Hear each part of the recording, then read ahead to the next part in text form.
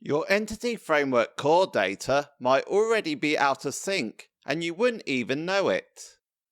The problem occurs with this second save changes async call.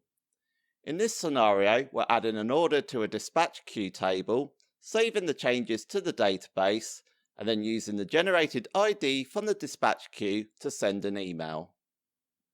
We then mark the order as paid and then update the changes to the database. If an exception is thrown on the second save changes async call, the order is added to the dispatch queue, the email is sent, but the order is not marked as paid. Let's throw an exception to demonstrate this. Let's try it with an order ID of 1. The exception has been thrown. The order has not been marked as paid, despite the fact that it's been added to the dispatch queue. The data is out of sync. We could mark the order as paid before it gets added to the dispatch queue, but you've still got the same problem if the second save changes async call throws an exception. A better option is to add these calls to a transaction. Transactions allow several database operations to be processed as a single unit. However, if an exception is thrown, the transaction is rolled back, or you forget to commit the transaction, none of the operations are applied to the database. It's only when the transaction is committed that all the operations are applied to the database. Let's add a transaction into this method. So we call await context.database.begin transaction async. It's important to use the using keyword. This is so the transaction is disposed of when the method is complete. To commit the transaction, we do it at the end of the method after all the save changes async have been called, and we call transaction.commit async.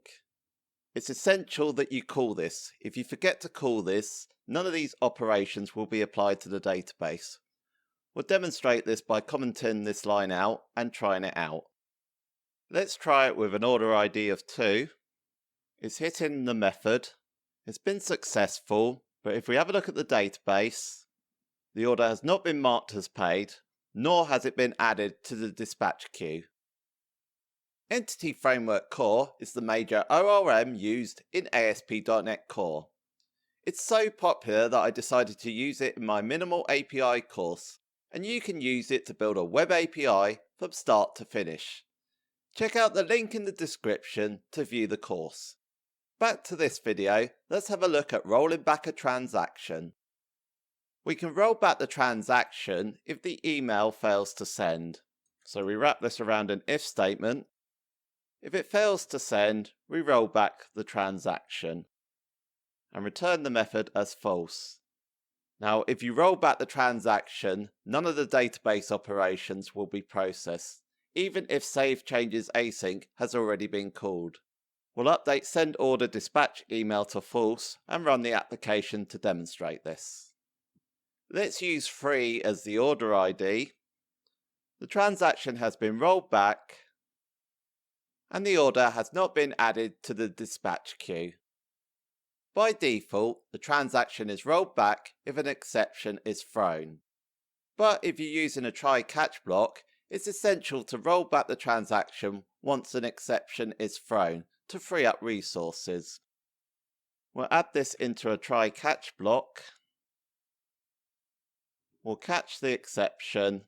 We'll then roll back the transaction before returning false. You can set isolation levels in transactions, but be careful as certain levels can cause blocking.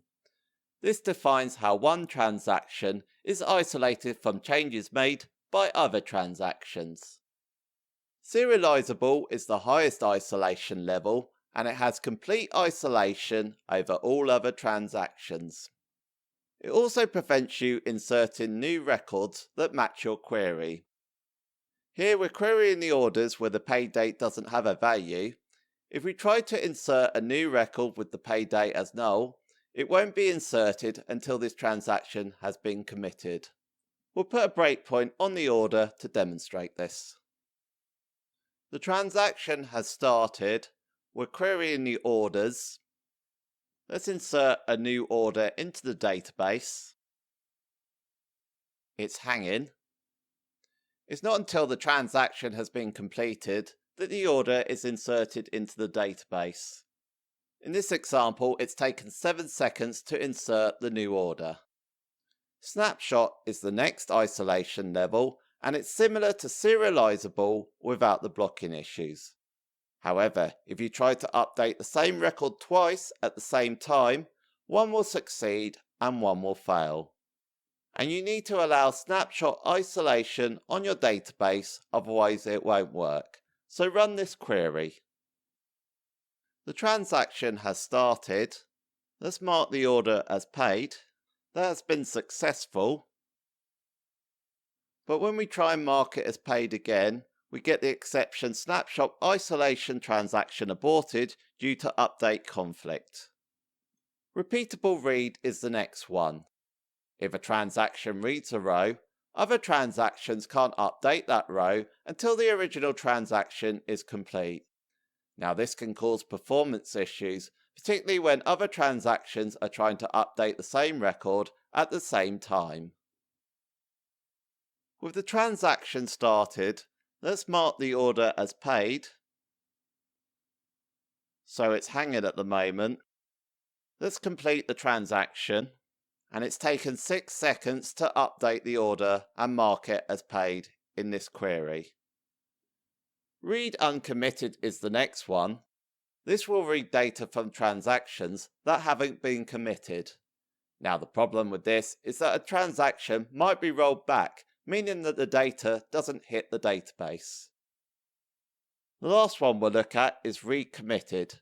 This is the default for SQL Server, and this will only read data from committed transactions. You may not need to add a transaction.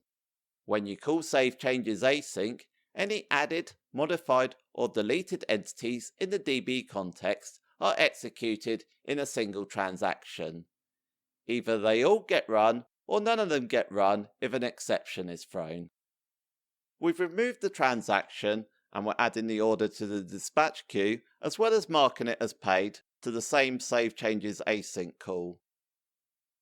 We've marked the paid date as an out of range date to intentionally throw an exception. So an exception has been thrown. As a result, the order has not been marked as paid, nor has it been added to the dispatch queue. Let me know in the comments if you've used transactions and for what purpose. And if you've never used transactions, you can download the code example and try it out for yourself. There's a link for it in the description. Entity Framework Core has global query filters, where you can apply a filter for a given entity for every query. You can learn more about it by watching this video next. Thanks for watching, and I'll see you on the next video.